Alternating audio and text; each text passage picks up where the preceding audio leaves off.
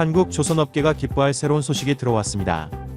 카타르의 국영 석유회사 페트롤리엄의 대표 겸 에너지부 장관인 사드 쉐리다 알카비는 카타르 LNG 프로젝트에 투입돼 약 100척의 LNG 운반선을 한국 조선사를 통해 구입할 생각이라고 외신을 통해 밝혔습니다.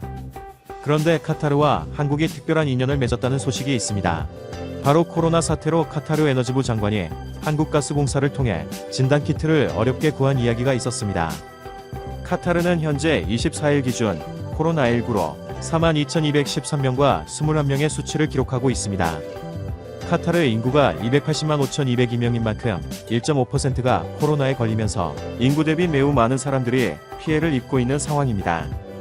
한국의 0.02%에 비하면 매우 높은 수치이고 한국의 1.5%는 78만 명에 해당하는 수치입니다. 지금도 그래프는 급격하게 우상향하고 있으며 지난 22일엔 1,800여 명이 신규 확진되었습니다. 카타르의 신규 확진자들은 대부분 단체 생활을 하는 외국인 근로자가 차지하고 있습니다. 상황이 급박하게 돌아가자 지난달 24일에 카타르 국영석유회사 회장인 사드 쉐리다 알카비 에너지부 장관은 한국가스공사 사장에게 한 통의 전화를 걸어왔습니다.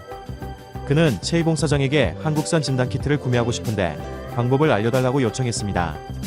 최 사장은 임직원과 긴급회의를 열었습니다. 당시 한국산 진단키트가 워낙 인기가 높아서 카타르에 보낼 물량을 확보하는 게 쉽지 않았습니다. 그럼에도 한국가스공사는 산업통상자원부, 한국바이오협회 등을 수소문하여 물량을 대줄 수 있는 업체를 알아본 것입니다. 카타르는 한국 LNG 총수입의 30% 이상을 차지하는 1위 수입국입니다. 한국의 삼성 같은 카타르의 국영석유 회사가 진단키트를 확보하기 위해 한국가스공사를 찾은 것은 그동안 깊은 유대관계를 맺고 있었기 때문입니다. 그래서 한국가스공사는 어떻게든 진단키트를 확보에 도움을 준 것입니다. 한국가스공사의 적극적인 주선으로 한국의 바이오니아는 50억 원 규모의 분자 진단 장비와 진단키트를 카타르에 공급했습니다. 카타르는 코로나 사태를 맞아 어려울 때 한국을 찾아주었고 한국은 이에 화답하듯 진단키트를 공급해주면서 양국 관계도 더욱 발전하게 된 것입니다. 이러한 신뢰 덕분에 카타르는 한국의 LNG선 발주 계획에 대해 미리 언급한 것으로 관측됩니다. 카타르 LNG 프로젝트에는 약 190척의 선박이 필요하다고 알려졌습니다. 현재 카타르는 74척의 선박을 보유하고 있으며 지난 4월 중국에 16척을 발주한 상황이며 아직도 100척의 추가 선박이 필요한 것입니다. 지난 4월 중국 국영조선사 중국선박공업 후동중화와의 계약은 LNG선 8척 건조에 8척 옵션을 더해 총 16척의 규모로 3조 5,700억 원어치입니다. 이는 중국의 막강한 LNG 구매력을 앞세운 영업 전략에 카타르가 첫 수주를 중국으로 낙찰했을 가능성이 큽니다. 중국은 대기오염을 많이 유발하는 석탄 발전을 LNG로 전환하고 있는 입장으로 수년 안에 세계 최대 LNG 수입국으로 등극할 것이 확실시되고 카타르는 가스전을 개발해 LNG를 팔아야 하는 입장이기에 최대 고객인 중국의 눈치를 볼 수밖에 없는 상황인 것입니다.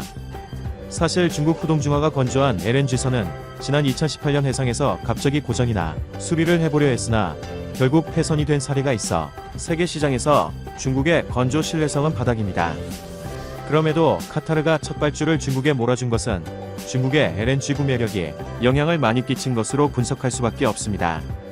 업계 관계자의 분석에 의하면 중국 후동중화의 LNG선 건조 능력은 연간 최대 5척 규모로 알려져 있는데 이번 계약 물량 16척 이상은 소화하기 어렵다는 분석입니다. 따라서 나머지 물량은 한국이 최종 수주할 것으로 예상했었는데 이번 카타르 에너지부 장관의 언급은 한국 조선사들에겐 기쁜 소식입니다. 사실 올 초 코로나19로 수주 가뭄을 겪고 있는 조선업계로선 단비와 같은 소식인데 세계적인 불황이 예상되는 가운데 LNG선 발주도 미뤄지고 있었기 때문입니다. 한편 조선해운 분석기관 클락슨 리서치는 올해 해운시장 성장률은 코로나19 여파로 당초 3%에서 마이너스 4.7%로 감소할 것으로 전망했으나 LNG 부문은 2.7% 증가할 것으로 분석했습니다. 이상으로 카타르가 100척의 LNG선을 한국에 발주할 예정이라는 소식과 코로나 사태로 한국이 카타르를 도와주면서 더욱 깊은 신뢰를 구축하게 되었다는 소식을 전해드렸습니다. 시청해주셔서 감사합니다. 여러분의 구독과 좋아요는 컨텐츠 제작에 큰 힘이 됩니다. 이상 트렌드연구소 발달한 제9호 태풍 마이삭이 일본 오키나와 부근 해상을 거쳐 점차 우리나라를 향해 북상하고 있다. 마이삭이 내달 2일 밤부터 3일 새벽 사이 남해안에 상륙해 영남 지역을 관통할 것으로 예상되면서 각별히 주의해야 될 것으로 보인다.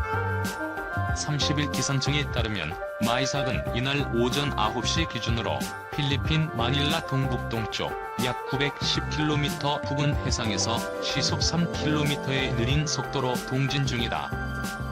기상청은 태풍이 30일 오후 9시 일본 오키나와 남쪽 약 790km 부근 해상을 거쳐 다음 달 2일 오전 9시 서귀포 남쪽 약 320km 부근 해상에 다다르고 그 다음 날인 3일 새벽 부산 북서쪽 약 20km 부근 육상을 지날 것으로 전망했다. 이후를 마이삭은 울산, 경주, 포항 부근을 지나 3일 오전 9시 강릉 동남동쪽 약 90km 해안으로 빠져나간 뒤 다음날 오전 러시아 블라디보스토크 북북동쪽 약 510km 부근 육상에서 차차 소멸될 전망이다. 최대 풍속 중간 세기로 관측된 마이삭은 30일 오후 3시쯤 초속 37m의 강한 태풍으로 발달했고 31일 오후 3시에는 매우 강해질 것으로 예상된다. 마이삭은 최대 풍속 초속 49m에 달할 것으로 보인다. 한반도 안으로 들어오는 9월 3일 새벽에는 다시 강한 수준으로 다소 완화될 수 있지만 올해 태풍 중 처음으로 내륙에 상륙하는 데다가 초속 40m의 강풍이 부는 만큼 피해가 예상된다. 바람의 세기가 30m 이상이면 가로수가 뽑히고 낡은 집이 무너질 수 있고 35m면 기차가 탈선할 수 있다. 초속 40m 이상의 바람은 사람은 물론 큰 바위도 날려버리고 달리는 차를 뒤집을 수 있다. 실제로 지난 27일 제주에서는 제8호 태풍 바비의 영향으로 가로수가 바람에 꺾여 도로를 덮치고 강한 바람에 신호등이 떨어지는 등 피해가 발생하기도 했다. 당시 제주 지역의 최대 풍속은 초속 36.4m로 관측됐다. 태풍은 우리나라 전역에 영향을 줄 것으로 보인다. 다음 달 1일 전라도와 제주도부터 비가 시작되어 2에서 3일에는 전국으로 비가 확대될 것으로 전망된다. 태풍 바비가 제주를 강타한 지 일주일 만에 또다시 태풍 마이삭이 발달한다는 예보가 나오자 제주도는 태풍의 이동 경로를 예의주시하며 긴장의 고삐를 쥐고 있다. 바비가 중심 기압 950헥타파스칼 안팎의 매우 강한 강도로 세력을 키우며 북상한 만큼 마이삭 역시 제주 남쪽의 고수온 해역을 지나면서 강한 태풍으로 성장할 가능성이 높기 때문이다. 한편 지난 28일 중앙재난안전대책본부는 마이삭 발달 가능성이 예고되자 풍수의 위기 경보를 주의로 격상하고 1단계 비상근무에 들어갔다. 향후 열대저압부의 진로와 세력에 따라 위기경보와 대응 수위는 높여나가게 된다. 앞서 중대본에 따르면 태풍 바비로 인한 인명피해는 보고되지 않았다. 태풍으로 인한 시설 피해는 공공시설 401건, 사유시설 149건 등 모두 550건으로 잠정 집계됐다. 다음은 미국 의미 군합동 태풍 정도 센터입니다. 중국 기상청의 예보가 거의 같습니다. 8월 30일 이 위치에서 최고 풍속 10노트 초속 60m 맹렬한 태풍으로 발달할 것으로 보고 있습니다.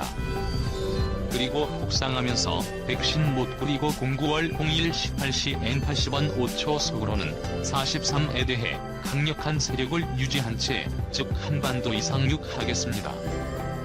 그 위치는 역시 섬진강 가주 가동 근처가 되겠습니다.